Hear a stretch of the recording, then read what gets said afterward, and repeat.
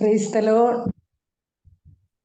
Price the Lord. ഈ zoom പ്ലാറ്റ്ഫോമിലൂടെ ദൈവവചനം ശ്രദ്ധിക്കുന്ന എല്ലാ ദൈവമക്കൾക്കും വേഗം വരുന്നവനായ യേശു ക്രിസ്തുവിന്റെ നിസ്തുല്യമായ നാമത്തിൽ എന്റെ സ്നേഹവന്ദനം അറിയിക്കുന്നു. ഈ പ്രെയർ ലീഡ് ചെയ്യുന്ന ദേവദാസൻ, അതുപോലെ തന്നെ വർഷിപ്പ് ലീഡ് ചെയ്ത ദേവദാസൻ, മീറ്റിംഗ് അറ്റൻഡ് ചെയ്യുന്ന എല്ലാ പ്രിയപ്പെട്ടവരോടുമുള്ള ഹൃദയംഗമായ നന്ദിയും സ്നേഹവും അറിയിക്കുകയാണ്. ഈ പ്രഭാതത്തിലും ദൈവ സന്നിധിയിൽ ഒരുമിച്ചായിരിക്കാൻ കർത്താവ് തന്ന വിലയേറിയ അവസരത്തിനായിട്ട് ദൈവത്തിന് മഹത്വം അർപ്പിക്കുകയാണ്. കേരളത്തിൽ നിങ്ങൾക്ക് അറിയാവുന്നത് പോലെ വയനാടിന്റെ പ്രദേശത്ത് വൻ ദുരന്തങ്ങൾ നടന്നുകൊണ്ടിരിക്കുന്നതായ സമയങ്ങളാണ്. പല കുടുംബങ്ങളും വ്യക്തികളും ദേശം മുഴുവനും കണ്ണുനീരിന്റെയും ദുഃഖത്തിന്റെയും നിലവിളിയുടെയും മധ്യത്തിലായിരിക്കുമ്പോൾ ദൈവം അവരെയും സംരക്ഷിക്കട്ടെ, ആ കഷ്ടതകളിൽ നിന്നെല്ലാം ഉദ്ധരിക്കട്ടെ എന്ന് വളരെ ആത്മാർത്ഥമായി പ്രാർത്ഥിക്കുകയാണ്. പ്രിയ ദൈവമക്കളെ, നമ്മൾ ഓരോ നിമിഷം ദൈവസന്നിധിയിൽ അടുത്തു വരുമ്പോഴും നമുക്ക് അടുത്തു വരുവാൻ ഇടയാകുന്നത് കർത്താവിന്റെ കരുണയെന്നല്ലാതെ, കർത്താവിന്റെ കൃപയെന്നല്ലാതെ നമുക്കൊന്നും പറയുവാനില്ല. അടുത്ത ഒരു നിമിഷം നമുക്ക് ഉണ്ടാകുമെന്നോ അടുത്ത നിമിഷം നാം കൂടി വരുമെന്നോ എന്നൊന്നും നമുക്ക് യാതൊരു ഉറപ്പുമില്ല.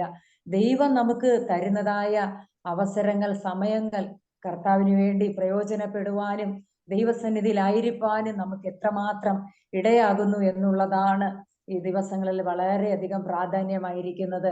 സമയങ്ങളെ തക്കത്തിൽ ഉപയോഗിച്ചുകൊണ്ട് നമ്മുടെ വിലപ്പെട്ട സമയങ്ങളെ, വിലപ്പെട്ട നാളുകളെ എണ്ണിക്കൊണ്ട് കർത്താവിന്റെ സന്നിധിയിൽ പ്രയോജനമുള്ള മക്കളായി മുന്നേറുവാൻ തക്കവണ്ണം ദൈവാത്മാവ് നമ്മെ സഹായിക്കട്ടെ.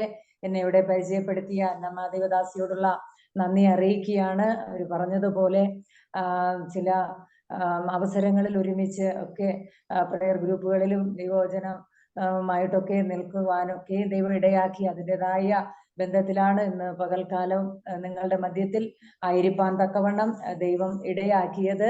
ആ ദൈവദാസിയോടുള്ള ഹൃദയംഗമായ നന്ദി അറിയിക്കുകയാണ്.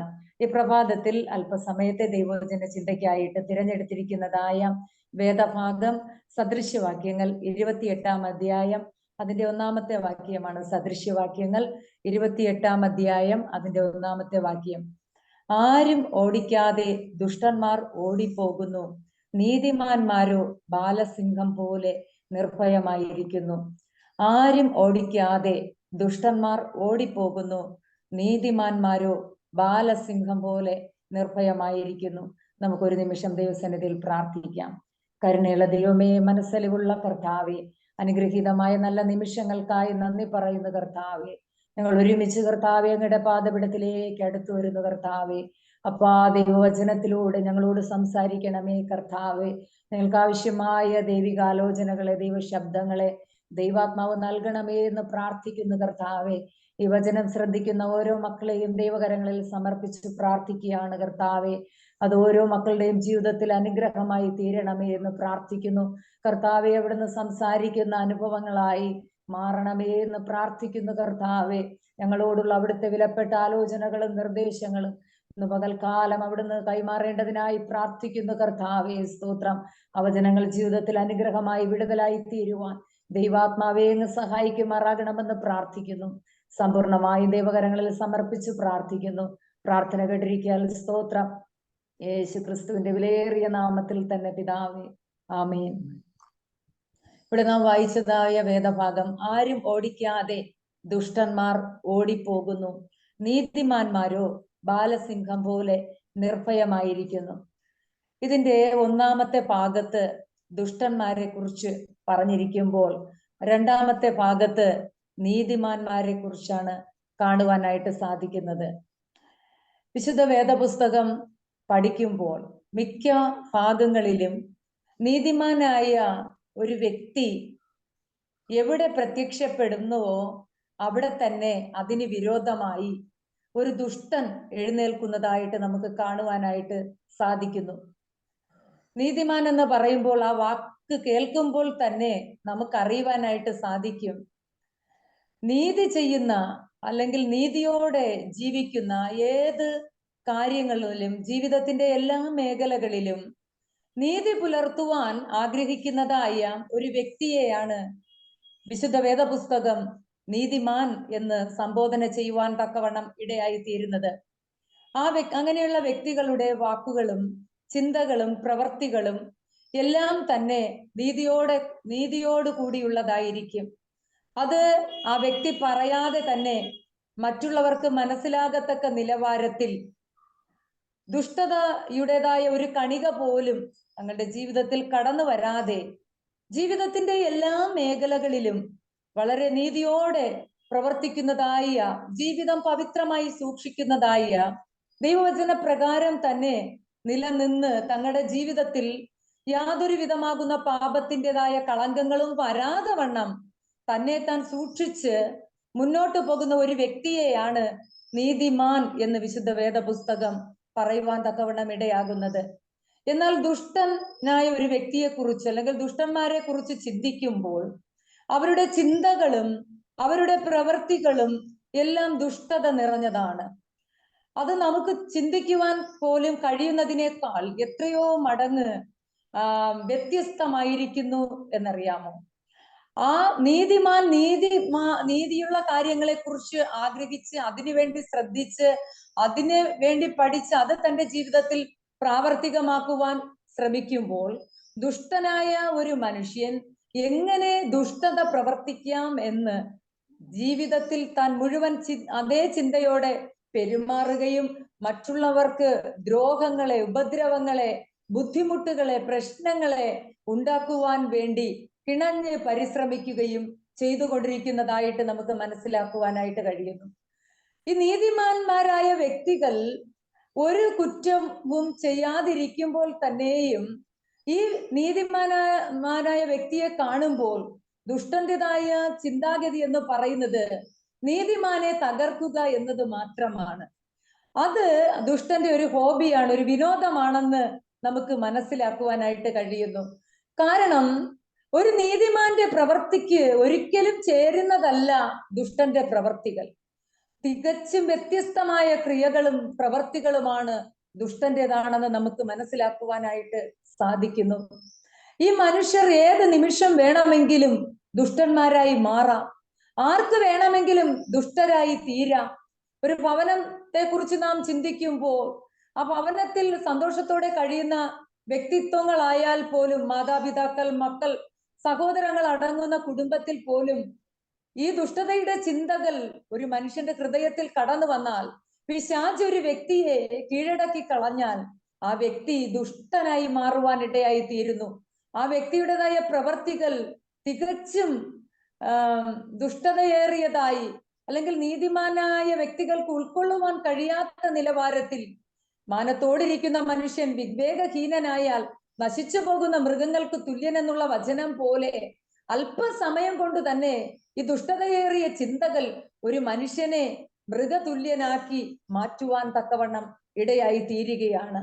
അങ്ങനെ നീതിമാന്മാരായ പല വ്യക്തികളും ദുഷ്ടമനുഷ്യരാൽ വളരെയധികം ഭാരപ്പെടുന്നതും നിരാശപ്പെടുന്നതും വേദനാജനകമായ അനുഭവത്തിലൂടെ മുൻപോട്ട് കടന്നു പോകുന്നതുമായ സാഹചര്യങ്ങളെ നമുക്ക് മനസ്സിലാക്കുവാനായിട്ട് കഴിയും.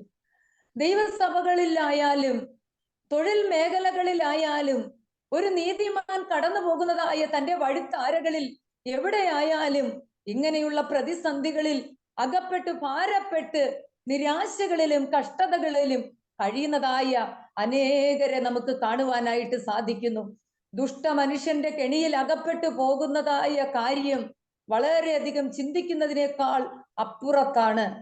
അപ്പോൾ അങ്ങനെ ഒരു നീതിമാനായ ഒരു വ്യക്തി ദുഷ്ടന്റെ കയ്യിൽ അല്ലെങ്കിൽ ദുഷ്ടനാൽ ഉപദ്രവിക്കപ്പെടുക എന്നുള്ളത് വളരെയധികം ഉൾക്കൊള്ളുവാൻ കഴിയാത്ത അല്ലെങ്കിൽ വളരെയധികം ഹൃദയ സ്പർശിയായ നിരാശകരമായ അനുഭവങ്ങൾ തന്നെയാണ്. വേട്ടക്കാരന്റെ കെണിയിൽ നിഷ്കളങ്കരായ മൃഗങ്ങൾ അകപ്പെട്ടു പോകുന്നത് പോലെ ഒരു നീതിമാനായ വ്യക്തി ദുഷ്ട മനുഷ്യന്റെ വലയിൽ ഏത് നിലവാരത്തിലായാലും പെട്ടുപോയാൽ അവിടെ നിന്നും കരയേറി വരുവാൻ തനിയായിട്ട് പലപ്പോഴും കഴിയാതെ വരികയാണ്. അങ്ങനെയുള്ള നിലവിളികളും നമുക്ക് ചുറ്റുപാടും ദൈവമക്കളുടെ ഇടയിൽ അല്ലെങ്കിൽ നീതിമാന്മാരുടെ ഇടയിൽ നമുക്ക് മനസ്സിലാക്കുവാൻ തക്കവണ്ണം ഇടയായി തീരുകയാണ്. ദുഷ്ടത നിറച്ചു വെച്ചിരിക്കുന്നതായ ഒരു പാത്രം പോലെയാണ് ദുഷ്ടന്മാരുടെ അനുഭവങ്ങൾ. ഏതു നീചകാര്യം ചെയ്യുവാനും ഏത് ദുഷ്ടതയും പ്രവർത്തിക്കുവാനും അവർക്ക് യാതൊരു മടിയുമില്ലാതെ വണ്ണം ഏത് പ്രവൃത്തിയും ഏത് വേഷം കെട്ടുവാനും ഏത് നിലവാരത്തിൽ മുൻപോട്ട് പോകുവാനും അറപ്പില്ലാതെ പ്രവർത്തിക്കുന്നതായ, ദുഷ്ടതയോടെ വാശിയോടെ ഒക്കെ പെരുമാറുന്നതായ, ദുഷ്ടന്മാർ നിറഞ്ഞതായ ഒരു കാലഘട്ടത്തിലാണ്, ഒരു ലോകത്തിലാണ് നീതിമാന്മാരായ ദൈവ കുഞ്ഞുങ്ങളാകുന്ന ഓരോ ദൈവമക്കളും ആയിരിക്കുന്നതായ അനുഭവങ്ങൾ. അതിന്റെ നടുവില് നമുക്ക് നീതി ലഭിക്കുവാൻ, നമുക്ക് ദൈവിക സഹായം ഉണ്ടാകുവാൻ, നമുക്ക് കരുണ ലഭിക്കുവാൻ ദൈവ കുഞ്ഞുങ്ങളാകുന്നവർ ദൈവത്തോട് ഏറ്റവും അധികമായി അടുത്തു നിന്നേ മതിയാകുകയുള്ളൂ. എന്നാൽ നീതിമാനായ ഒരു വ്യക്തിയുടെ കണ്ണുനീരിന്, നീതിമാന്റെ പ്രാർത്ഥനയ്ക്ക്, നീതിമാന്റെ നിലവിളിക്ക് ദുഷ്ടന്റെ പദ്ധതികളെ, തന്ത്രങ്ങളെ, അവന്റെ കെണികളെ പൊട്ടിച്ച് പുറത്തു വരുവാൻ കഴിയുമെന്നുള്ളതിന് യാതൊരു സംശയവുമില്ല. ഹല്ലേലൂയ.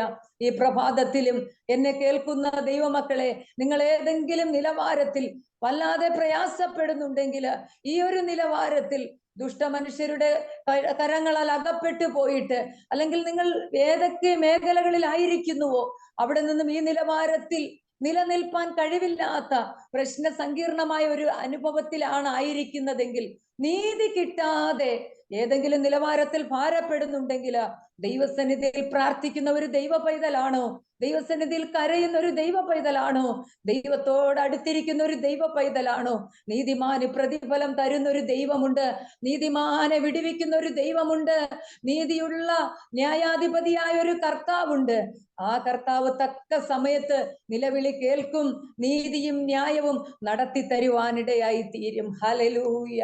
ഈ ദിവസങ്ങളിൽ ഞാൻ ദൈവവചനം ചിന്തിച്ചപ്പോൾ ഈ ഭാഗത്തു നിന്നും ചില കാര്യങ്ങളെ കൂടുതലായി ചിന്തിക്കുവാൻ തക്കവണ്ണം ഇടയായി തീർന്നു. നീതിമാന്മാർക്ക് വിരോധമായി വിശുദ്ധ വേദപുസ്തകം പഠിക്കുമ്പോൾ പല നീതിമാന്മാർക്കും വിരോധമായി എഴുന്നേറ്റ ദുഷ്ടരായ മനുഷ്യരെ നമുക്ക് കാണുവാനായിട്ട് കഴിയുന്നു.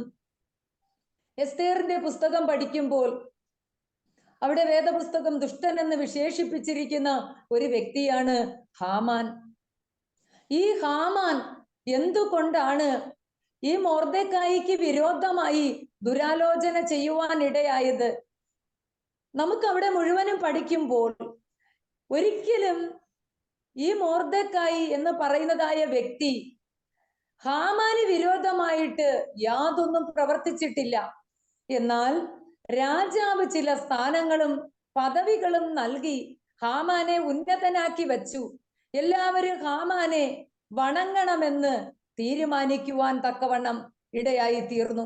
ആ സാഹചര്യത്തിൽ ദൈവിക പ്രമാണങ്ങൾ ലഭിച്ചിട്ടുള്ളതായ യഹൂദന്മാരുടെ പാരമ്പര്യങ്ങൾ നന്നായി മനസ്സിലാക്കുകയും ആ പ്രമാണങ്ങളെ തന്റെ ജീവിതത്തിൽ അന്വർത്തിച്ചു കൊണ്ടിരുന്നതായ മൊർദെഖായിക്ക് ആ ദൈവിക പ്രമാണം വ്യതിചലിക്കുവാൻ കഴിവില്ല എന്നുള്ളതായ ഒറ്റ കാരണത്താലാണ് മൊർദെഖായി ഹാമാനെ വണങ്ങാതിരുന്നത്. ആ ഒരു കാര്യമാണ് ദുഷ്ടനായ ഹാമാനെ വളരെയധികം ചൊടിപ്പിക്കുവാനിടയായി തീർന്നത്. ഇത്രയേറെ പകയ്ക്കും ഇത്രയധികം വിദ്വേഷത്തിനും മൊർദെഖായിയെ മാത്രമല്ല യഹൂദന്മാരെ തന്നെ കൊന്നു മുടിക്കണമെന്ന് ആ ഒരു ദുഷ്ട ചിന്ത തന്റെ ഹൃദയത്തിൽ വന്നത് മൊർദെഖായി എന്ന് പറയുന്ന ഈ നീതിമാനായ മനുഷ്യൻ, കൊട്ടാരത്തിലുള്ളതായ ഈ മനുഷ്യൻ അദ്ദേഹത്തെ ഹാമാനെ വണങ്ങുന്നില്ല എന്നുള്ളതായ ആ ഒരു ചിന്താഗതിയാണ്, ആ ഒരു പ്രവൃത്തിയാണ്. അതിൽ നിന്നും ഉടലെടുത്തതായ ദുഷ്ടതയേറിയ ചിന്തയായിരുന്നു ഈ യഹൂദന്മാരെ മൊത്തമായി നശിപ്പിക്കണമെന്നുള്ളതായ ചിന്ത. ഒന്ന് ആലോചിച്ച് നോക്കിയേ, ഒരു ചിന്താഗതിയിൽ നിന്നും, ഒരു തെറ്റായ ഒരു ചിന്താഗതിയിൽ നിന്നും ഉടലെടുക്കുന്നതായ ദുഷ്ടന്റെ ചിന്ത എത്രമാത്രം അധപ്പതനമുളവാക്കുന്നതാണ്. ഇതുപോലെയാണ് ദുഷ്ടരായ മനുഷ്യർ ആരെയും തകർക്കുവാൻ, ആരെയും വീഴ്ത്തുവാൻ, എന്തും ചെയ്യുവാൻ ഏതിനും മടിക്കാത്ത നിലവാരത്തിൽ തീരുമാനങ്ങൾ എടുക്കുവാൻ തക്കവണ്ണം കഴിവുള്ളവർ. അവർക്ക് ചിലപ്പോൾ അധികാരങ്ങൾ കാണും, ചിലപ്പോൾ അവർക്ക് അത് നടത്തി കൊടുക്കുവാൻ തക്കവണ്ണം അതിന് യോഗ്യരായ ആളുകൾ ഉണ്ടായിരിക്കും. ഏത് നീചകാര്യവും നടപ്പിലാക്കുവാൻ തക്കവണ്ണമുള്ള അംഗീകാരങ്ങളും സ്വാധീനങ്ങളും ഒക്കെ അവർക്കുണ്ടായി എന്നിരിക്കാം. ഹല്ലേലൂയ. ഇന്ന് പകൽക്കാലം അതൊന്നുമില്ലാതിരുന്നാലും നീ ഒരു നിഷ്കളങ്കനായ നീതിമാനായ ഒരു ദൈവ പൈതലെങ്കിൽ, നീ പ്രാർത്ഥിക്കുന്ന ഒരു ദൈവ പൈതലെങ്കിൽ, കണ്ണുനീരൊഴുക്കുന്ന ഒരു ദൈവ പൈതലെങ്കിൽ, ഉപവസിക്കുന്നതായ ഒരു ദൈവ പൈതലെങ്കിൽ, നിനക്ക് വിരോധമായി എഴുന്നേൽക്കുന്ന ദുഷ്ടന്റേതായ ആയുധങ്ങളെ, ദുഷ്ടന്റേതായ പദ്ധതികളെ ഇല്ലായ്മയാക്കി അതിൽ നിന്നും മോചനം തരുവാൻ, അതിൽ നിന്നും വിടിവിച്ച് അതിൽ നിന്നും പുറത്തു കൊണ്ടുവരുവാൻ, ആ പദ്ധതികളെ തകർത്ത് ഇല്ലായ്മയാക്കുവാൻ, നീതി വെളിപ്പെടുത്തുവാൻ കഴിവുള്ള നീതിമാനായ ഒരു ദൈവത്തിലാണ് ഞാൻ ആശ്രയിക്കുന്നത് എന്ന് ഒരു ദൈവ പൈതൽ ഉറപ്പോടെ വിശ്വസിക്കുമെങ്കിൽ ഏത് ദുഷ്ടതകളെയും അതിജീവിക്കുവാൻ തക്കവണ്ണം ദൈവാത്മാവ് അവിടെ കൃപ പകരുവാനിടയായി തീരും. ആരും ഇറങ്ങി വരാത്ത ഇടത്തും, ആരും പ്രവർത്തിക്കാത്ത ഇടത്തും, ആരും നിനക്ക് മുൻപിൽ വഴി അടച്ചു കളഞ്ഞാലും, യഹൂദാ ഗോത്രത്തിലെ സിംഹമായവൻ, ദാവീദ് ഗൃഹത്തിന്റെ താക്കോൽ കൈവശമുള്ളവൻ നിനക്ക് വേണ്ടി ഇറങ്ങി വന്ന് അത്ഭുതങ്ങളെ പ്രവർത്തിപ്പാനിടയായി തീരും. ഏത് കാരാഗ്രഹത്തിന്റെ അടിത്തട്ടില് നീതി കിട്ടാതെ നീതിക്കായി ആഗ്രഹിച്ച് നിലവിളിക്കുന്ന ഒരു ദൈവ പൈതലെങ്കിലും, നീതി നടത്തുന്ന ഒരു ദൈവമുണ്ട്, നീതിമാന്മാരുടെ നിലവിളി കേൾക്കുന്ന ഒരു ദൈവമുണ്ട്. നീതിമാന്റെ അനർത്ഥങ്ങൾ അസംഖ്യമാകുന്നു, അവ എല്ലാറ്റിൽ നിന്നും യഹോവ അവനെ വിടിവിക്കും. ഹല്ലേലൂയ. ഈ നാളുകളിൽ അതാണ് ആ നീതിമാനായ മൊർദെഖായിയുടെ അനുഭവം നമ്മെ പഠിപ്പിക്കുന്നത്. ചില കഷ്ടതകൾ അവരുടെ ജീവിതത്തിൽ വരുവാൻ തക്കവണ്ണം പദ്ധതികൾ ആവിഷ്കരിച്ചു. എന്നാൽ അതിന്റെ നടുവിൽ അതെല്ലാം അറിയുമ്പോൾ തന്നെ എന്തെങ്കിലും സംഭവിച്ചോട്ടെ എന്നോർത്ത് മിണ്ടാതിരിക്കുകയല്ല, ദൈവസന്നിധിയിൽ ചെയ്യേണ്ട കാര്യങ്ങളെ ചെയ്തു, പ്രാർത്ഥിച്ചു, ഉപവസിച്ചു, ദൈവമുഖം അന്വേഷിച്ചു, ദൈവത്തോട് അടുത്തു ചെന്നു. അപ്പോൾ ദൈവാത്മാവിന്റെ പ്രവർത്തികളെ കണ്ണാലെ കാണുവാൻ തക്കവണ്ണം ഇടയായി തീർന്നു. ദൈവ പൈതങ്ങളെ, നമ്മുടെ ജീവിതത്തിൽ കടന്നു വരുന്നതായ പ്രതിസന്ധികളുടെ മധ്യത്തിൽ ഞാനും നിങ്ങളും കണ്ണടച്ചിരിക്കുകയല്ല. എന്തെങ്കിലും ആയി പോകട്ടെ, ദൈവം പ്രവർത്തിക്കട്ടെ എന്ന് പറഞ്ഞ് മിണ്ടാതിരിക്കുകയല്ല. അതിനകത്ത് ദൈവാത്മാവ് നൽകിയിട്ടുള്ള പ്രമാണങ്ങളെ ഏറ്റെടുത്തുകൊണ്ട് ദൈവത്തിന്റെ വചനം എന്താണ് അനുശാസിക്കുന്നത്, കഷ്ടതയുടെ കടന്നുപോയതായ ദൈവ കുഞ്ഞുങ്ങൾ എങ്ങനെയാണ് ആ മേഖലകളെ വിജയിപ്പാനിടയായി തീർന്നത്, അതെല്ലാം ഈ നാളുകളിൽ നമുക്കും ഒരു മാതൃകയാക്കി ഏറ്റെടുത്തുകൊണ്ട് ദൈവസന്നിധിയിൽ അടുത്തു വന്നാൽ നിശ്ചയമായും ദൈവം നമ്മെ വിടിവിക്കുവാനിടയായി തീരും. ദുഷ്ടന്റേതായ പദ്ധതികളെ ദൈവാത്മാവ് തകർത്ത് നമുക്ക് വിജയം നൽകി തരുവാൻ തക്കവണ്ണം ഇടയായി തീരും. അതുപോലെ തന്നെ നമുക്കറിയാം നീതിമാനായ യോസേഫ്, ആ യോസേഫിന്റെ അനുഭവങ്ങൾ നമ്മൾ പഠിക്കുമ്പോഴും അവൻ കാരാഗ്രഹത്തിൽ അകപ്പെടുവാനോ ഒന്നും അതിന് തക്കതായ യാതൊരു തെറ്റും ചെയ്തിട്ടില്ല. കാരാഗ്രഹത്തിൽ അകപ്പെടുന്നതിന് മുൻപ് തന്നെ തന്റെ സഹോദരന്മാർ അവനെ പൊട്ടക്കുഴിയിൽ എറിയുവാൻ തക്കവണ്ണം ഇടയായി തീർന്നു. ഇവിടെയൊക്കെ നമുക്ക് കാണുവാൻ കഴിയുന്നത് നീതിമാനും നിഷ്കളങ്കനുമായ യോസേഫിന്റെ നിഷ്കളങ്കമായ നിലവിളിയാണ്. ഞാനൊന്നും ചെയ്തിട്ടില്ല, ഞാൻ ഒരു ദോഷവും ചെയ്തിട്ടില്ല, ഞാൻ ആർക്കും വിരോധമായി ഒന്നും പ്രവർത്തിച്ചിട്ടില്ല എന്ന് അവൻ നിലവിളിക്കുമ്പോഴും ആ നിലവിളി ആരും കേട്ടതേയില്ല. ഹല്ലേലൂയ. തന്റെ സഹോദരന്മാർ ആ നിലവിളി കേട്ടില്ല. അതുപോലെ തന്നെ പോത്തിഫേറിന്റെ ഭവനത്തിൽ ഞാൻ ഒരു തെറ്റും ചെയ്തിട്ടില്ല എന്ന് പറഞ്ഞ് അവൻ നിലവിളിച്ച നിലവിളിയും ആരും അത് കേട്ടതേയില്ല. എന്നാൽ നീതിമാനായ ഒരു ദൈവം ഇതെല്ലാം കുറിച്ചു വെച്ചിരുന്നു. ഹല്ലേലൂയ. ദൈവിക പദ്ധതിയുടെ സമയത്ത് ദുഷ്ടന്റെ പദ്ധതികളെ ഉടച്ചു മാറ്റി ദൈവം തന്റെ ഭക്തന് വേണ്ടി പുതിയ വാതിലുകളെ തുറക്കുവാനിടയായി തീർന്നു. ദൈവ പൈതലേ, ദൈവത്താൽ അനുവദിക്കുന്നതായ ചില കഷ്ടതകൾ, ചില പ്രതിസന്ധികള്, ചില ശോധനകള്, ചില പ്രതികൂലങ്ങൾ ഒരു ദൈവ പൈതലിന്റെ ജീവിതത്തിൽ കടന്നു വന്നെന്നിരിക്കാം. അത് ദൈവത്താൽ അനുവദിക്കുന്നതാണെങ്കിൽ നീ ഒരു നിഷ്കളങ്കനായ നീതിമാനായ ദൈവവചനപ്രകാരം നിൽക്കുന്ന വ്യക്തിയായിട്ടാണ് നിനക്ക് പരിശോധനകൾ കടന്നു വന്നതെങ്കിൽ ഇതിനപ്പുറത്ത് കൊണ്ടെത്തിച്ച് ദൈവം നീതിമാനാണെന്നും നീ ചെയ്ത പ്രവൃത്തി നീതിയാണെന്നും നീ ദോഷമൊന്നും ചെയ്തിട്ടില്ലെന്നും വെളിപ്പെടുത്തുന്ന ഒരു ദൈവമുണ്ട്. ഇന്ന് പകൽക്കാലം ഹല്ലേലൂയ ചില നിലവിളികളെ, നീതിക്ക് വേണ്ടിയുള്ള ചില നിലവിളികളെ, ചില വ്യക്തികളുടെ കണ്ണുനീരുകളെ ദൈവത്തിന്റെ പരിശുദ്ധാത്മാവ് വെളിപ്പെടുത്തുകയാണ്. നീതി കിട്ടാതിരിക്കുന്ന വിഷയങ്ങളുണ്ട്.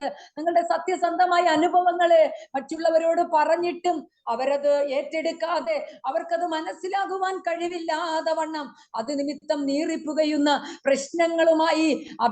പ്രശ്നങ്ങളെ അഭിമുഖീകരിക്കുന്നവരുണ്ട്.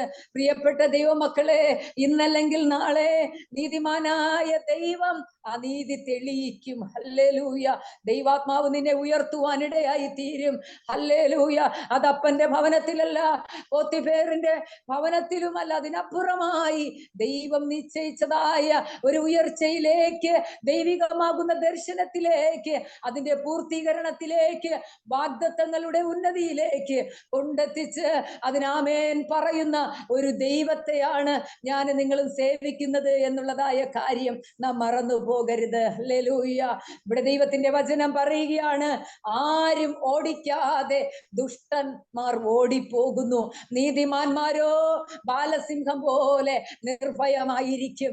നിന്നെ ഓടിച്ചു കളയുവാൻ, നിന്റെ തലമുറകളെ ഓടിച്ചു കളയുവാൻ ദുഷ്ടന്റേതായ ഏതൊക്കെ പദ്ധതികള് നിന്റെ മേൽ ശത്രുവായവൻ ആവിഷ്കരിക്കുന്നുവോ, ആ പദ്ധതിക്കകത്ത് നീ ഉടഞ്ഞു പോകത്തില്ല, നീ തകർന്നു പോകത്തില്ല, നീ പുറത്തു വരുവാനിടയായി തീരും. നിന്നെ ഓടിച്ചു കളയുവാൻ അന്യായമായി പദ്ധതികൾ ആവിഷ്കരിച്ച് അതിൻ്റെതായ തന്ത്രങ്ങൾ മെനയുന്നതായ ശത്രു തന്നെ ഓടിപ്പോകുവാനിടയായി തീരും. നീതിമാനോ ബാലസിംഹം പോലെ നിർഭയമായിരിക്കും. ഹല്ലേലൂയ. ഇന്ന് നീ ഭയപ്പെട്ട് എന്ത് ചെയ്യണമെന്നറിയാതെ, ഏത് തിരഞ്ഞെടുക്കണമെന്നറിയാതെ, ഏതാണ് ശരിയെന്നറിയാതെ, എവിടെയാണ് പാദം മൂന്നേണ്ടതാണെന്നറിയാതെ ഭാരപ്പെടുന്ന അനുഭവമാണെങ്കിൽ ദൈവത്തിൽ ആശ്രയിക്ക്. അവൻ പുതുവഴി നിനക്ക് വേണ്ടി കാണിക്കുവാനിടയായി തീരും. നീതിയുള്ള ദൈവം നീതി വെളിപ്പെടുത്തുവാനിടയായി തീരും. നീതിമാന്മാരുടെ നിലവിളി കേൾക്കുന്ന ഒരു ദൈവമുണ്ട്, നീതിമാന്മാരെ ഉറപ്പിക്കുന്ന ഒരു ദൈവമുണ്ട്, നീതിമാനെ മാനിക്കുന്ന ഒരു ദൈവമുണ്ട്, അവന്റെ തലമുറയെ അനുഗ്രഹിക്കുന്ന ഒരു ദൈവമുണ്ടെന്ന് ഈ പ്രഭാതത്തിൽ മറന്നു പോകരുതേ. നീതി കിട്ടാത്ത വിഷയങ്ങളുടെ മേൽ നീതി നടപ്പിലാക്കി തരുവാൻ നീതിമാനായ ദൈവം നിനക്ക് വേണ്ടി ഉണർന്നെഴുന്നേൽക്കുന്ന ഒരു ദിനമുണ്ട്. ദാവീദിന്റെ ജീവിതം പഠിക്കുമ്പോഴായാലും നമുക്കറിയാം എന്തുമാത്രം ദുഷ്ടന്മാരാല് താൻ വളരെയധികം പ്രതിസന്ധികൾ അനുഭവിച്ചു എന്നുള്ളത്. ഹല്ലേലൂയ, സ്തോത്രം. ഓരോ കാലഘട്ടത്തിലും ഓരോ വ്യക്തികൾ തനിക്ക് വിരോധമായി ദുഷ്ടതകളുമായി എഴുന്നേറ്റ് വന്നതായിട്ട് നമുക്ക് കാണുവാനായിട്ട് കഴിയുന്നു. ശൗലിന്റെ കാലഘട്ടം കഴിയുമ്പോൾ പിന്നെ തന്റെ ജീവിതത്തിൽ തന്റെ മകനായ അബ്ശാലോം തനിക്ക് വിരോധമായി എഴുന്നേറ്റു. തന്റെ സ്നേഹിതർ പല കാലഘട്ടങ്ങളിൽ തനിക്ക് വിരോധമായിരുന്നു. അങ്ങനെ പ്രശ്ന സങ്കീർണമായ ഒരു ജീവിതമായിരുന്നു എന്ന് നമുക്ക് മനസ്സിലാക്കുവാനായിട്ട് കഴിയുന്നു. ഹല്ലേലൂയ. നീതിയോടെ തന്റെ ജീവിതത്തിൽ വന്നു ചേരേണ്ട ഉയർച്ചകളും പദവികളും പോലും ചില കാലഘട്ടങ്ങളിൽ തടയപ്പെട്ടിരുന്നു. എന്നാലും സ്വന്തം ബുദ്ധിയും സ്വന്തം ആലോചനയും ഉപയോഗിച്ച് അതൊന്നും നടപ്പിലാക്കാതെ ദൈവം അനുവദിക്കുന്നത് വരെ, ദൈവം ഉയർത്തുന്നത് വരെ, ദൈവം കൊണ്ടെത്തിക്കുന്നത് വരെ അവന്റെ ബലമുള്ള കൈക്കീഴ് തന്നെ ഞാൻ താണിരിക്കുമെന്ന് പറഞ്ഞ് ദൈവത്തിൽ ആശ്രയം വെച്ചതായ ആ ദാവീദിന് വേണ്ടി ദൈവം നീതിയോടെ തക്ക സമയത്ത് പ്രവർത്തിപ്പാനിടയായി തീർന്നു. ദൈവത്തിന്റെ പ്രവൃത്തിയുടെ സമയം എന്ന് പറഞ്ഞാൽ പ്രിയപ്പെട്ട ദൈവമക്കളെ, ഞാനും നിങ്ങളും കൊതിച്ചിരിക്കുന്ന സമയമാകണമെന്നില്ല, അത് നമ്മുടെ സമയമാണ്. എന്നാൽ ദൈവത്തിന്റെ സമയത്ത് കർത്താവ് ചെയ്യുവാനുള്ളത് സകലതും ചന്തമായി, ഉചിതമായി, ഭംഗിയായി ചെയ്യുവാനിടയായി തീരും. വിശുദ്ധ വേദപുസ്തകം പറയുന്നത് പോലെ അവൻ സകലതും അതതിന്റെ സമയത്ത് ഭംഗിയായി ചെയ്യുന്ന ദൈവമാണ്. നമ്മുടെ പ്രാർത്ഥനകൾക്ക് ഹല്ലേലൂയ നാം മുടക്കം വരുത്താതിരിക്കുമെങ്കിൽ, നമ്മുടെ ഉപവാസങ്ങൾക്ക്, ദൈവത്തോടുള്ള ബന്ധത്തിന്, ദൈവത്തോടുള്ള അടുപ്പത്തിന് നാം മുടക്കം വരുത്താതിരുന്നാൽ ദൈവവും നമുക്കുള്ള നന്മകളെ മുടങ്ങാതെ തക്ക സമയത്ത് തന്നെ നാം ചിന്തിക്കാത്ത നേരത്ത് നമുക്ക് വേണ്ടി പ്രവർത്തിപ്പാനിടയായി തീരും. ഹല്ലേലൂയ. ഞാൻ എൻ്റെ വാക്കുകളെ ഇവിടെ നിർത്തുവാൻ ആഗ്രഹിക്കുകയാണ്. ആരും ഓടിക്കാതെ ദുഷ്ടന്മാർ ഓടിപ്പോകും, നീതിമാന്മാരോ ബാലസിംഹം പോലെ നിർഭയമായിരിക്കും. ഹല്ലേലൂയ. നീതിമാന് പ്രത്യാശയുണ്ട്. നീതി പ്രവർത്തിക്കുന്ന നീതിമാനെ, നിഷ്കളങ്കനായി നടക്കുന്ന ഒരു ദൈവ പൈതലിനെ മറന്നു കളയുന്ന ഒരു ദൈവമല്ല. ഹല്ലേലൂയ. എവിടെയൊക്കെ ദുഷ്ടതകൾ ഉയർന്നു വന്നിട്ടുണ്ടോ അതൊന്നും നിലനിന്നിട്ടില്ല. ഹല്ലേലൂയ. ഏലിയാവിന് വിരോധമായി എന്തെല്ലാം ദുഷ്ടതകളാണ് ഹല്ലേലൂയ ദേശത്ത് രാജാവും രാജ്ഞിയും ഒക്കെയും ഹല്ലേലൂയ തനിക്ക് വിരോധമായി പ്രവർത്തിപ്പാനിടയായത്. ഹല്ലേലൂയ. കാജത ഏലിയാവിന്റെ കാലഘട്ടം മുഴുവനും ആ കടുത്ത വെല്ലുവിളികൾ താൻ ഏറ്റെടുക്കുവാനിടയായി തീർന്നു. ആ കഷ്ടത ഇല്ലാതിരുന്ന ഒരു കാലഘട്ടമേ തന്റെ ജീവിതത്തിൽ ഇല്ലായിരുന്നു. ഹല്ലേലൂയ, സ്തോത്രം. തന്റെ ജീവിത അവസാനം വരെയും വരെയും ഈ രാജാവും രാജ്ഞിയും അവിടെ തന്നെ ഉണ്ടായിരുന്നു. എന്നാൽ തന്റെ ഭക്തനെ ക്ഷേമത്തോടെ പരിപാലിച്ച ഒരു ദൈവമുണ്ടായിരുന്നു. ഹല്ലേലൂയ. കർത്താവ് അറിയാതെ നമുക്ക് യാതൊരു ദോഷവും സംഭവിപ്പാൻ കർത്താവ് അനുവദിക്കുകയില്ല. ഇന്ന് പകൽക്കാലം ഉറച്ചു വിശ്വസിക്കുക. ആരും ഓടിക്കാതെ ദുഷ്ടന്മാർ ഓടിപ്പോകും. നീതിമാന്മാരോ ബാലസിംഹം പോലെ നിർഭയമായിരിക്കും. ഒരു ബാലസിംഹത്തോടാണ് ഒരു ദൈവ പൈതലിനെ ഉപമിച്ചിരിക്കുന്നത്. ഹല്ലേലൂയ. അങ്ങനെയെങ്കിൽ ബാലസിംഹത്തിന്റെ പ്രത്യേകത എന്താണ്? ഹല്ലേലൂയ. വാർദ്ധക്യത്തിൽ എത്തിയ ഒരു സിംഹമല്ല ബാലസിംഹം എന്ന് പറഞ്ഞാൽ. നമുക്കറിയാം, നാടിനെ തന്നെ, കാട്ടിലെ രാജാവായ ആ സിംഹം കാടിനെ തന്നെ ഇളക്കി അതിൻ്റെതായ ഗംഭീര്യത്തോടെയാണ് അവിടെ കഴിയുന്നത്. അതിനൊന്നിനും ഭയപ്പെടുവാനില്ല. അല്ലെങ്കിൽ മറ്റു ജന്തുക്കൾ, ജീവികളെല്ലാം അതിനെ കണ്ടാണ് ഭയപ്പെടുന്നത്. അങ്ങനെയുള്ള ഒരു പദവിയാണ് ഒരു ദൈവ പൈതലിന് ദൈവം തന്നിരിക്കുന്നത്. ഇന്ന് പകൽക്കാല ഭയവും ഭീതിയും നിരാശകളും ആകുലതകളും എല്ലാം യേശുവിന്റെ നാമത്തിൽ മാറിപ്പോകട്ടെ. നിർഭയമായിരിക്കാൻ, ബലത്തോടിരിപ്പാൻ, സന്തോഷത്തോടിരിപ്പാൻ ദൈവാത്മാവ് എല്ലാവർക്കും കൃപ നൽകുമാറാകട്ടെ. ഇന്ന് പകൽക്കാലം ഉറച്ചു വിശ്വസിക്കുക. ആരും ഓടിക്കാതെ ദുഷ്ടന്മാർ ഓടിപ്പോകുന്നു. നീതിമാന്മാരോ ബാലസിംഹം പോലെ നിർഭയമായിരിക്കും. ഭയമില്ലാതെ ഭയപ്പെട്ടിരിക്കുന്ന വിഷയങ്ങളുടെ നടുവിൽ ഉറപ്പോടെ ധൈര്യത്തോടിരിപ്പാൻ ദൈവാത്മാവ് കൃപ നൽകട്ടെ. ഈ വചനങ്ങളാൽ ദൈവം നമ്മെ ധാരാളമായി അനുഗ്രഹിക്കുമാറാകട്ടെ. ആമേൻ. Praise the Lord, praise the Lord. പ്രിയമുള്ളവരെ, എത്ര ശക്തമായിട്ടുള്ള ദൈവവചനമാണ് നമ്മൾ കേട്ടുകൊണ്ടിരുന്നത്. നമുക്കറിയാം, ബൈബിളിൽ ആകമാനം, പ്രത്യേകിച്ച് പഴയ നിയമത്തില് ആ ഒരു കമ്പാരിസൺ ഉണ്ട്, ദുഷ്ടനും നീതിമാനുമായിട്ടുള്ള കമ്പാരിസൺ. നമുക്കറിയാം, ഒന്നാമത്തെ സങ്കീർത്തനം 1 തന്നെ പറയുന്നത്, നീതിമാൻ പന പോലെ തഴയ്ക്കും, ദുഷ്ടനോ അരിഞ്ഞ് വാടിപ്പോകും. അവർ കാറ്റത്ത് പാറിപ്പോകുന്ന പതിര് പോലെയാണ്. ദുഷ്ടൻ തഴച്ചു വളരുന്നതായി തോന്നും, എന്നാൽ കുറച്ചു കഴിയുമ്പോൾ അവൻ നിന്ന സ്ഥലം പോലും കാണുകയില്ല എന്നൊക്കെയാണല്ലോ നമ്മൾ വായിക്കുന്നത്. കർത്താവിൻ്റെ ദാസി പറഞ്ഞതുപോലെ ദുഷ്ടത നിറഞ്ഞ് പ്രവർത്തിക്കുന്നവർ താളടിയായി പോകുന്ന എത്രയോ അനുഭവങ്ങളാണ് ബൈബിളിലുള്ളത്, നമ്മുടെ ജീവിതത്തിൽ നമ്മൾ കാണുന്നത്.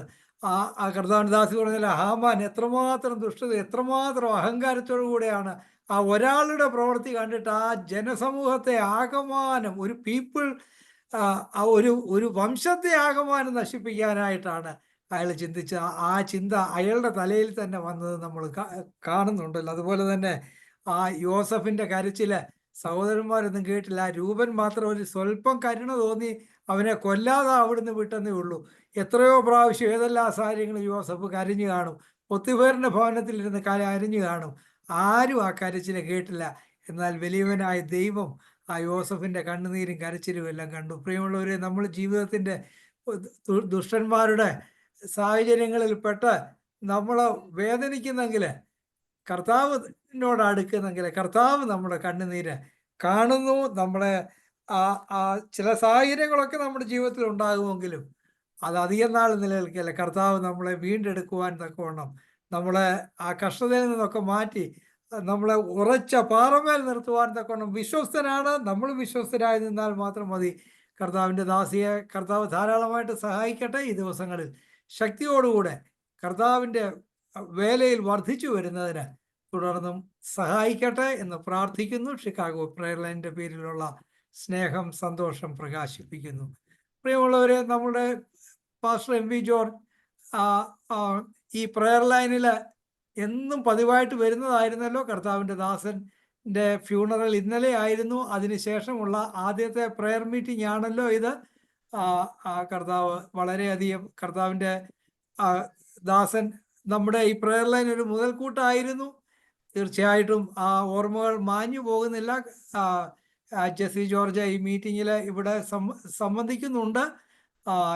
ഞാൻ ഇന്നലെ മീറ്റിങ്ങിൽ, ഇന്നലെ മിനിഞ്ഞാന്നായിരുന്നു അതിൻ്റെ വേയ്ക്ക് പൊതുദർശനം. അതിനുശേഷം ഇന്നലെ ആയിരുന്നു ശവസംസ്കാരം, ഫ്യൂണറൽ.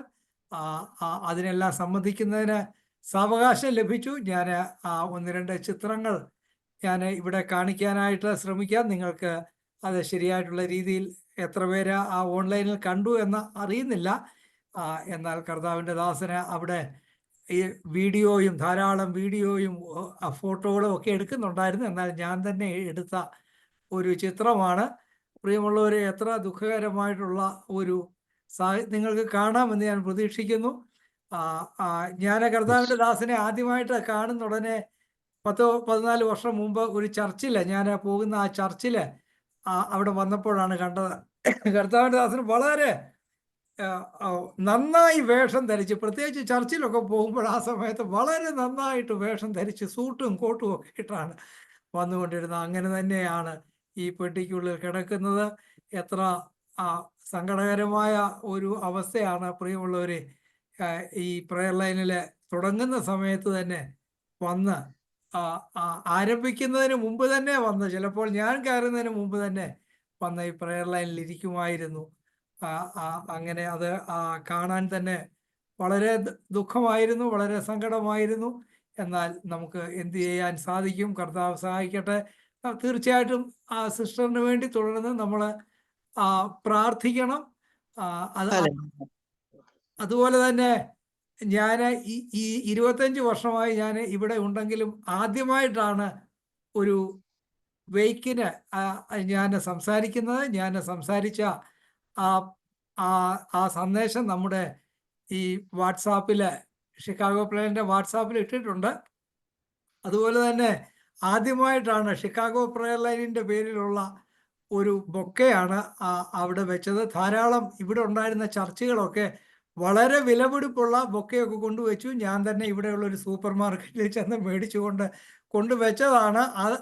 നമ്മൾ വെച്ച ആ ഒരു പുഷ്പം മാത്രമേ, ആ ഒരു റീത്ത്, അല്ലെങ്കിൽ ഇവിടെ അതിന് ബൊക്കെ എന്ന് പറയും, അത് മാത്രമേ കർത്താവിൻ്റെ ദാസന്റെ ശരീരത്തിൽ ഉണ്ടായിരുന്നുള്ളൂ. ബാക്കി വളരെ വിലപിടിപ്പുള്ള ബൊക്കകളൊക്കെ ഇങ്ങനെ ഇവിടെ അതിങ്ങനെ ഒരു ചാരി വെക്കും. പ്രത്യേകം അതിനുവേണ്ടി ഒരു സ്റ്റാൻഡ് ഉണ്ട്. ആ സ്റ്റാൻഡിൽ ഇങ്ങനെ ചാരി വെച്ചിരിക്കുകയാണ്. എന്നാൽ ഞാൻ മേടിച്ചത് ഞാൻ തന്നെ കൊണ്ടവിടെ വെച്ചു. അത് കർത്താവിൻ്റെ ദാസന്റെ ശരീരത്തിൽ അവസാന നിമിഷം വരെയും ഉണ്ടായിരുന്നു. എത്ര സങ്കടകരമായിട്ടുള്ള അനുഭവങ്ങളാണ് പ്രിയമുള്ളവർ. എന്നാൽ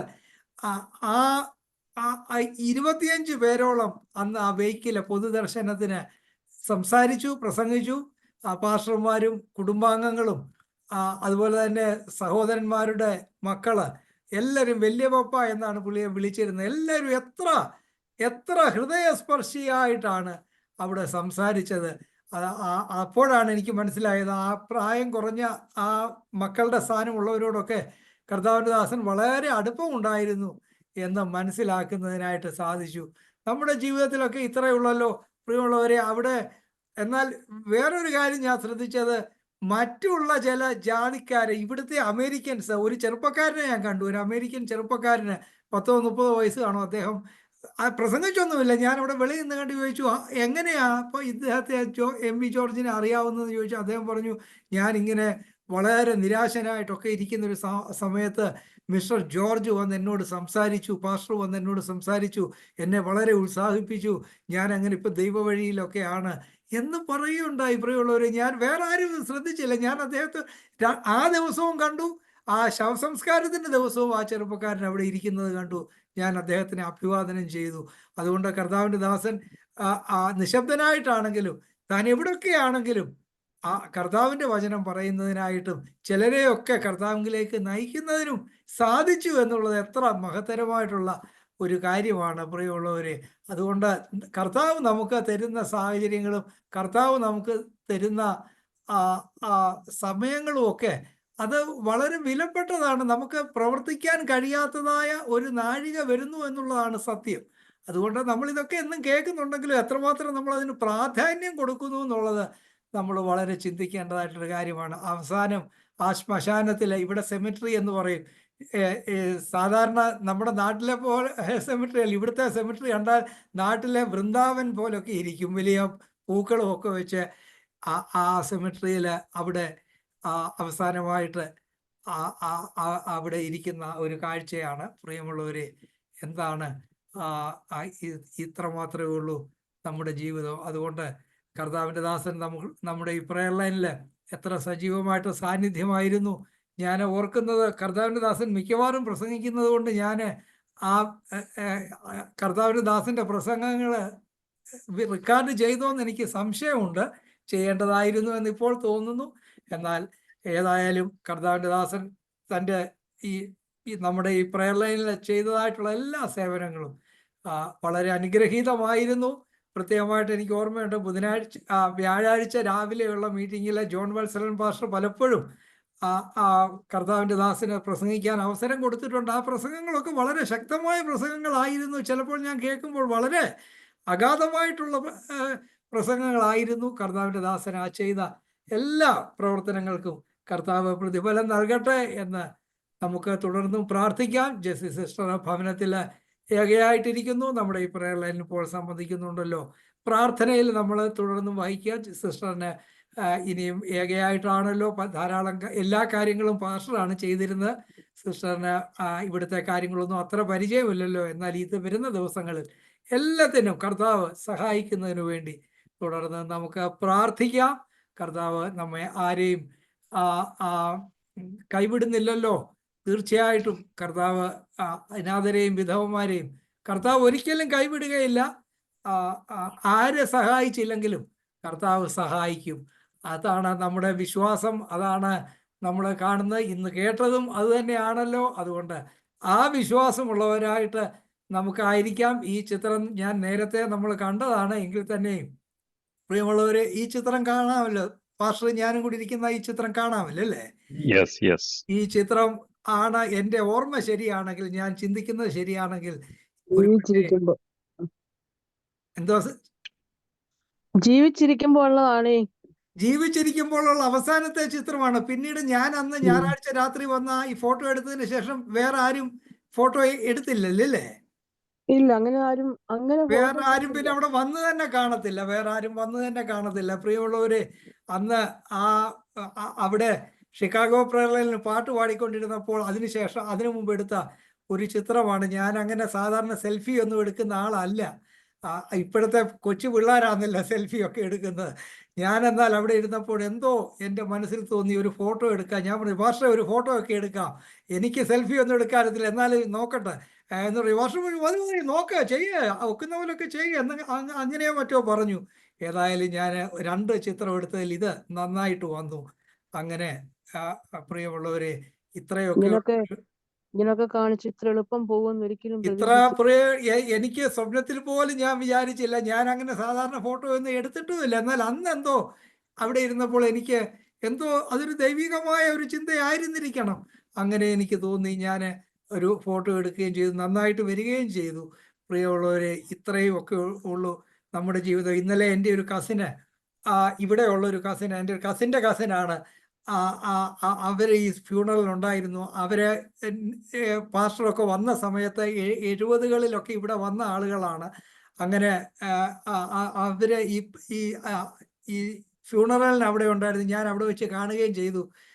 സിസ്റ്റർ എൻ്റെ കസിൻ്റെ കസിനാണ്, പ്രായമുള്ളവരാണ്, റിട്ടയർ ഒക്കെ ചെയ്തവരാണ്. അവിടെ കണ്ടു, വളരെ സന്തോഷം എന്നൊക്കെ പറഞ്ഞിട്ട് പോയി. അവരുടെ കൂടെ നിന്നൊരു ഫോട്ടോ എടുക്കണമെന്ന് ഞാൻ വിചാരിച്ചു, പക്ഷെ അത് കണ്ടില്ല. പിന്നെ ആ ഫ്യൂണറലിൻ്റെ സർവീസ് കഴിഞ്ഞപ്പോൾ പിന്നെ പെട്ടെന്ന് കണ്ടില്ല. ഇപ്പോൾ ആ സിസ്റ്റർ എനിക്ക് ഒരു മെസ്സേജ് ഇട്ടിരിക്കുകയാണ്. രാത്രിയിൽ നമ്മുടെ ഈ പ്രയർ ലൈനിൽ ആ സിസ്റ്റർ സംബന്ധിച്ചിട്ടുണ്ട്, സലീന. ആ സിസ്റ്റർ ഒരു മെസ്സേജ് ഇട്ടിരിക്കുകയാണ്. രാത്രിയിൽ 1-2 സ്നേഹിതരൊക്കെ വീട്ടിൽ വന്ന് ഡിന്നറൊക്കെ കഴിച്ചതിന് ശേഷം ഹസ്ബൻഡ് അവരെ കൊണ്ടുവിട്ടു. അവരുടെ വീട്ടിൽ അടുത്തായിരുന്നു. അവരെ കൊണ്ടുവിട്ടിട്ട് തിരിച്ചു വരുന്ന വഴിക്ക്, ഏകനായിട്ട് തന്നെ വരുന്ന വഴിക്ക്, ഒരു ഡ്രങ്ക് ഡ്രൈവർ കള്ളു കുടിച്ചിട്ട്, ഇവിടെ മദ്യം കഴിച്ചിട്ട് ബോധമില്ലാതെ ആളുകൾ കാർ ഓടിക്കും. അങ്ങനെ ഒരു ഡ്രങ്ക് ഡ്രൈവർ നേരെ വന്ന് അദ്ദേഹത്തെ ഇടിച്ചു. കാറ് തവിട് പൊടിയായിപ്പോയി. എന്നാൽ അദ്ദേഹം ഇരുന്നതിൻ്റെ ഓപ്പോസിറ്റ് സൈഡിലാണ് ഇടിച്ചത്. അതുകൊണ്ട് അദ്ദേഹത്തിനൊന്നും പറ്റിയില്ല. ഹോസ്പിറ്റലിൽ പോയി. അങ്ങനെ കാര്യമായിട്ടുള്ള ഒരു കുഴപ്പമില്ല എന്ന് പറഞ്ഞു എന്ന ഒരു ദീർഘമായ ഒരു മെസ്സേജ് എനിക്ക് ഇട്ടിരിക്കുകയാണ്. പ്രിയമുള്ളവരെ, എത്ര നേരം വേണം? അദ്ദേഹം ഇന്നലെ ഈ ഫ്യൂണറലിനെ സംബന്ധിച്ചിട്ട് രാത്രി പോയ പോക്കാണ്. കണ്ടില്ലേ? ഇങ്ങനെ എത്രയോ പേര് ഡ്രങ്ക് ഡ്രൈവേഴ്സ് വന്ന് ഇടിച്ച ഓൺ ദ സ്പോട്ടിൽ ആളുകൾ ഇവിടെ മരിച്ചു പോയിട്ടുണ്ട്. എന്ന് വെച്ചാൽ കള്ളു കുടിച്ചിട്ട് ബോധമില്ലാതെ നേരെ ഓപ്പോസിറ്റായി പോകേണ്ട വഴി, വൺ വേയിൽ ഓപ്പോസിറ്റായിട്ട് വന്നാണ് ഇടിക്കുന്നത്. ഏതായാലും അദ്ദേഹം, ഞാൻ പറഞ്ഞു, കർത്താവിൻ്റെ എത്ര വലിയൊരു പ്രൊട്ടക്ഷനാ പ്രിയമുള്ളവര്. നമ്മളിന്ന് കേട്ടില്ലേ അവിടെ വയനാട്ടില് അവര് ശാന്തമായിട്ട് ഉറങ്ങിയ ആളുകളാണ് പ്രിയമുള്ളവര്. ഇത്രയൊക്കെ ഉള്ളൂ ലോകത്തിലെ ജീവിതം. നമ്മുടെ MV ജോർജ് പാസ്റ്റർ ഈ കഴിഞ്ഞ ആഴ്ചയൊക്കെ നമ്മുടെ മീറ്റിംഗ് സംബന്ധിച്ചപ്പോൾ സ്വപ്നത്തിൽ പോലും നമ്മൾ ആരും ചിന്തിച്ചില്ല.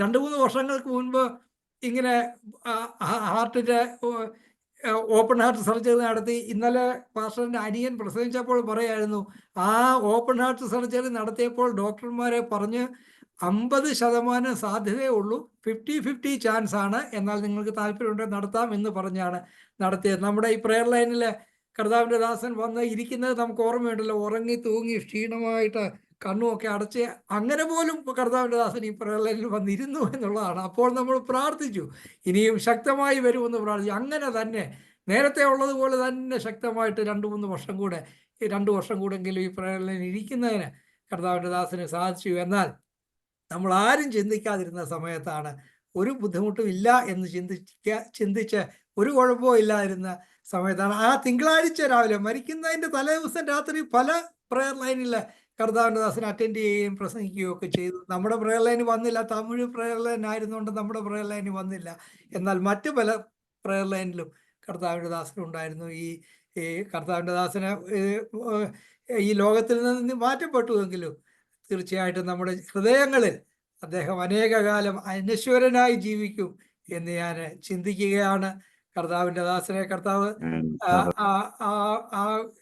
പൗലോസ് പറയുന്നത് പോലെ, ഞാൻ ഓട്ടം തികച്ചു, നല്ല ഓട്ടം ഓടി, ഓട്ടം തികച്ചു, വിശ്വാസം കാത്തു, ഇനി നീതിയുടെ ന്യായാധിപതിയായ ദൈവം എനിക്ക് ആ ജീവന്റെ കിരീടം നൽകി. നമ്മുടെ ജീവിതത്തിലൊക്കെ കുറ്റങ്ങളും കുറവുകളും ഒക്കെ ഉണ്ട്. ആരും പെർഫെക്റ്റ് അല്ലല്ലോ പ്രിയമുള്ളവര്.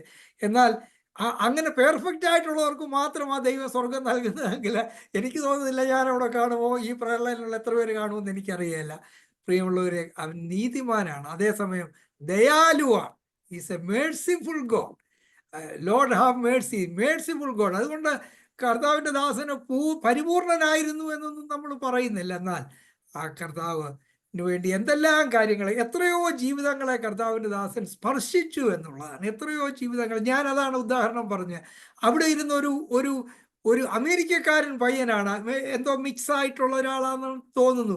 ഇവിടുത്തെ രീതിയിൽ പോകുന്ന ഒരു ചെറുപ്പക്കാരാണ്. അവന് അവിടെ വരേണ്ട കാര്യമൊന്നുമില്ല. എന്നാൽ അവനവിടെ വന്ന് പറഞ്ഞ ആ വാചകം എൻ്റെ ഹൃദയത്തെ സ്പർശിച്ചു. ഞാൻ വളരെ നിരാശനായിട്ടും വല്ലാതൊക്കെ ജീവിച്ചിരുന്ന സാഹചര്യത്തിൽ പാസ്റ്റർ മുഖാന്തരമാണ് ഞാൻ ഇങ്ങനെ നല്ലതായിട്ട് വന്നത് എന്ന് പറഞ്ഞാൽ 2 ദിവസവും അവനവിടെ വന്നു. അത് ചെറിയൊരു കാര്യമല്ല. ഒരു ജോലി തിങ്കളാഴ്ചയായിരുന്നല്ലോ, അത് ഇവിടുത്തെ ജോലി സമയമാണ്. എന്നാൽ ആ ദിവസവും അവനവിടെ വന്നു എന്നുള്ളത് വേറെ ആരും ശ്രദ്ധിച്ചില്ല. അവൻ പ്രസംഗിച്ചൊന്നുമില്ല. വേറെ ഇവിടുത്തെ ഈ ടൗണിലെ പാസ്റ്റർ താമസിക്കുന്ന ടൗണിലെ പോസ്റ്റ് മാസ്റ്റർ വന്ന് പ്രസംഗിച്ചു. അദ്ദേഹം JC പെന്നി എന്ന് പറഞ്ഞ ഇവിടുത്തെ വലിയൊരു ലുലു മാർക്കറ്റ് പോലത്തെ ഒരു സൂപ്പർ മാർക്കറ്റാണ്. അവിടെ ജോലി ചെയ്യുന്ന ആളാണ്. അവിടെ അദ്ദേഹം പറഞ്ഞു, ഈ ജോർജ് ഇവിടെ വന്നത്, ഞാൻ ആ മാർക്കറ്റിൽ ജോലി ചെയ്യുമ്പോൾ എൻ്റെ അടുത്ത് വന്ന്, എന്തിനാണ് ഈ സൂട്ട് വിൽക്കുന്ന ആയിരുന്നു അദ്ദേഹത്തിൻ്റെ ജോലി. ആ സൂപ്പർ മാർക്കറ്റിലെ സൂട്ട് വിൽക്കുന്ന, സൂട്ടും കോട്ടും വിൽക്കുന്ന ജോലിയായിരുന്നു. അവിടെ ചെന്ന് പാസ്റ്റർ പല പ്രാവശ്യം, ഒരു പ്രാവശ്യം ഒരു സൂട്ട് മേടിച്ചു, പിറ്റേ വർഷവും വന്ന് സൂട്ട് മേടിച്ചു, അങ്ങനെ പല പ്രാവശ്യം പല സൂട്ടുകൾ മേടിച്ചു എന്നൊക്കെ പറഞ്ഞ് അദ്ദേഹം വളരെ മനോഹരമായിട്ട് ഇന്നലെ പ്രസംഗിച്ചിരുന്നു. അതുപോലെ തന്നെ 5 വർഷം കഴിഞ്ഞിട്ട് അദ്ദേഹം പോസ്റ്റ് മാസ്റ്റർ ആയിരുന്നു. ഇവിടുന്ന് സ്ഥലം മാറിപ്പോയി 5 വർഷം കഴിഞ്ഞ് തിരികെ ഈ സ്ഥലത്ത് വന്നപ്പോൾ പാസ്റ്റർ പോസ്റ്റ് ഓഫീസിൽ ചെന്നപ്പോൾ ഇദ്ദേഹത്തെ കണ്ടിട്ട് ഓടിച്ചെന്ന് അദ്ദേഹത്തിൻ്റെ പുറത്ത് അടിച്ചു, ഇങ്ങനെ സംസാരിച്ചു എന്നൊക്കെ പറഞ്ഞ് വളരെ സ്നേഹത്തോടു കൂടെ അദ്ദേഹം സംസാരിച്ചു. പ്രിയമുള്ളവർ, കർത്താവിൻ്റെ ദാസൻ അങ്ങനെ ഒരു സ്വഭാവം ഉണ്ടായിരുന്നു. മലയാളികളോട് മാത്രമല്ല, മറ്റുള്ള ആളുകളോടൊക്കെ ഒത്തിരി ഇടപെടുകയൊക്കെ ചെയ്യുന്ന ഒരു സ്വഭാവവിശേഷം ഉണ്ടായിരുന്നു.